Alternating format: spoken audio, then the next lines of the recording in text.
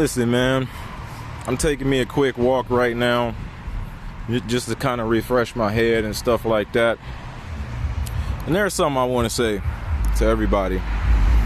To, people that want to serve God with their life and stuff like that. And I know a lot of religious mindsets get in the way. And I thank God for the things that he's taught me, because if it wasn't for that, I probably wouldn't know any better. But, one of the things that we all must learn to do if we want to serve God with our life is to stop focusing on having a ministry. Stop focusing on trying to start a ministry. Stop focusing on trying to grow a ministry. I mean, focus on that, but focus more on the fact that if God saved your soul, you are his ministry. It's just you.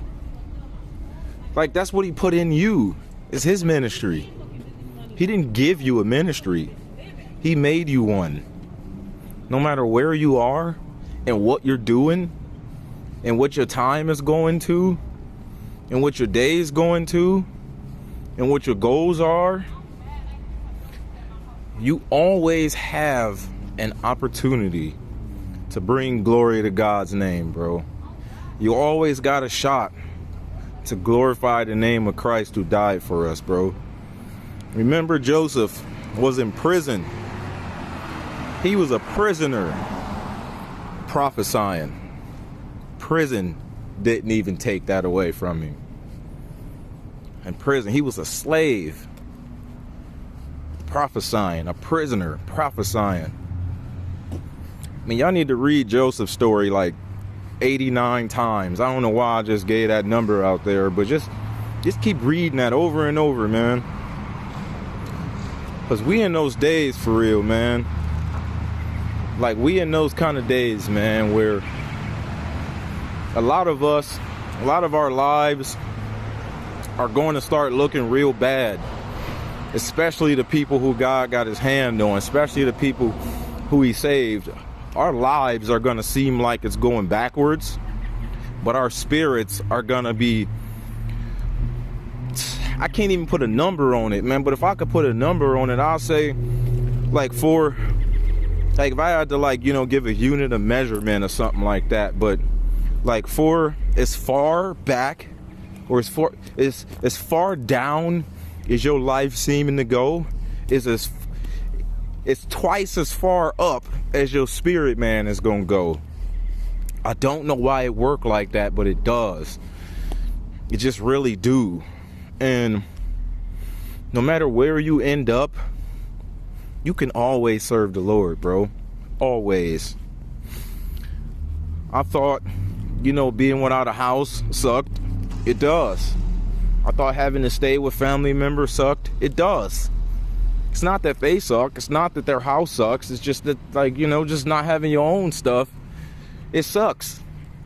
But it's a reason why he have you in them places, bro, because you never know what kind of seed that need to be planted somewhere. You just never really know where he needs you to plant seeds. And a lot of times we wouldn't just willingly go, in certain environments and do certain things just because we want to plant a seed. Sometimes we just got to end up in that position. You know what I mean? And you got to just trust God with your whole life, bro. And I know that that's a growing, learning process.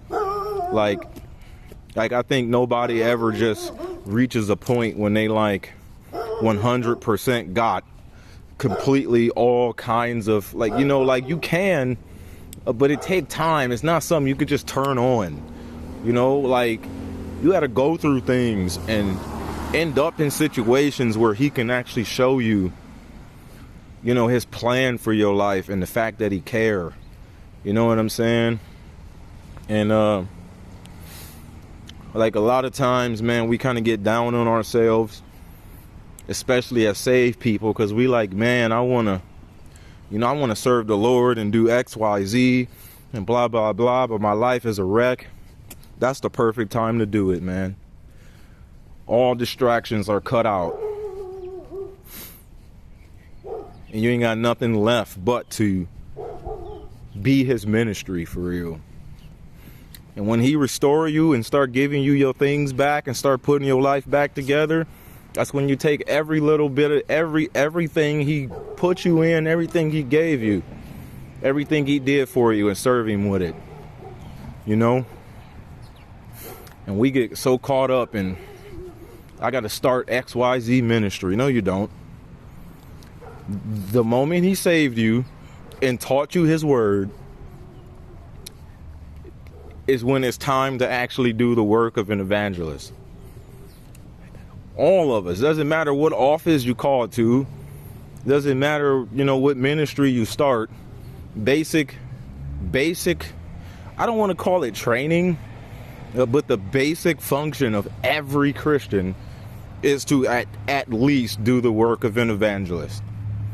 And that doesn't mean like, you know, write up business cards and, you know, buy a building and, you know, stuff like that. Like all of that stuff have its place. But if we put our focus on like, you know, ministry being a place we're in or a thing we have, I mean, we're going to miss our opportunity to just do what we need to do right there on the spot. Even if you're a prisoner. Even if you work at a factory, it's always somebody in there that need the Lord or that need to hear something. You know what I'm saying? It's always somebody you can pray for. It's always a sick person you can lay your hands on and they recover. A lot of people don't believe in that stuff, and I get it. Because at large, the church haven't seen stuff like that. But it's going to be certain ones, you know, who get called out and picked out, which I hope is everybody. And you're going to see stuff like that. And you will never be the same again. But all you got to do is take what's in your hand right now and move forward. You know, take where you are and what you do have to work with and move forward. You know, we can have certain goals for what for like the ministry we want to have or start, a certain vision. And it's always good to have a vision. Like if you don't have a vision, you won't have direction.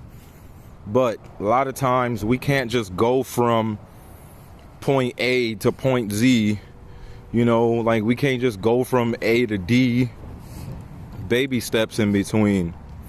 And if you got a vision for ministry that God gave you, the only way he gonna really know that you want this for real is if you take the life you have right now and get started with that, with whatever you got in your hand. All Moses had in his hand was a stick. God said, that's good enough. We'll take down Egypt with just that stick. You know, we'll part the water with that stick. And y'all got so much more than just a stick. So much more than just a stick. At a point in time, man, I spent a lot of freaking money on cinema equipment so that, you know, like when we out and about and stuff like that, we could start making like content and things. And I'm so focused on, I need this piece and that part and this camera lens and blah, blah, blah. And then I was like, you know what? It took me a while. It took me to go through some things. It took me to have a lot of unfulfilled goals.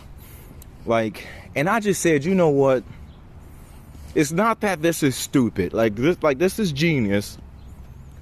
But the fact that I'm relying on having things or being in a particular position or, you know, having a certain lifestyle in order to get started is the reason why I'm never getting started. You know, it's the reason why a lot of us never get started. You know, I hear stories of people that be in church for like 20 years and they waiting on somebody to give them a position. And they never do what they want to do for the Lord because they waiting on a person to tell them it's okay. When God saved your soul and he teach you his word and he give you an assignment, it's okay. The moment he give you a vision, that's for today. I tell people this all the time. What God has for you is for right now, because he never promised tomorrow. God said tomorrow isn't promised. And then he turned around and showed you your future. He gave you an assignment. How do you balance that? You wait on the future? No, because the future, you don't know how many more days you have. You don't know how many more years you have. And you don't want to be that worthless servant. God also called laziness evil. He did. Laziness is a sin according to the Bible. It is. It's one of them sins everybody think is just so okay to have. Actually, man, laziness is a bigger sin than a whole lot of stuff is, bro, because, man, my pastor had to tell me this, man, because I was talking to him almost a year and a half ago about this. He was like, man, listen, you know, I was telling him about how I want my family members saved and things like that. He was like, well, do you love them? I said, yeah, I love them. He was like, because you love them, then you need to get started with serving the Lord now, because you don't know how many more days they have. And you need to be that example. You need to be the one who say, hey, man, this is real. You need to show them that this is real. Most people don't want to believe in God because they don't know how to, they don't know how to know that this is real. They just don't know how to know that. It ain't that they don't know how to know, even if they could. And it's hard knowing something you can't see. It is. It's hard to know somebody you can't see. There's an element of power attached to this Christian life. Not the religious Christian life where everybody just clap and sing songs and smile and go home and cuss each other out. Like, no, not that kind of stuff. I'm talking about, man, like on a mission, like a solid mission, like do or die mission, sink or swim, live or die. You know, whole mission, whole life set apart. As much as you know how to make that happen, really. You know, it's going to be more and more elements of you that get set more and more apart. There's an element of power to this that we have to display. You know, we can't just witness to people based on what we say, because people can say anything. You know, I have nothing to gain by telling somebody about the Lord. You know, I'm not asking them for a dollar or nothing. I have nothing to gain by giving myself out like that. So there must be something real to it. You know, the only thing I got to gain is my Father in heaven smiling at me saying, well done, faithful servant. That's it.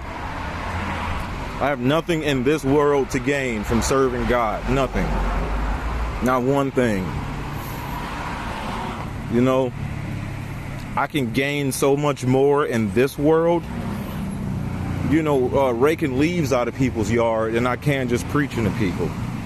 That's a sacrifice, bro. And it's a sacrifice for a reason, because it's real. You know what I'm saying? And like a lot of them just don't know how to know that.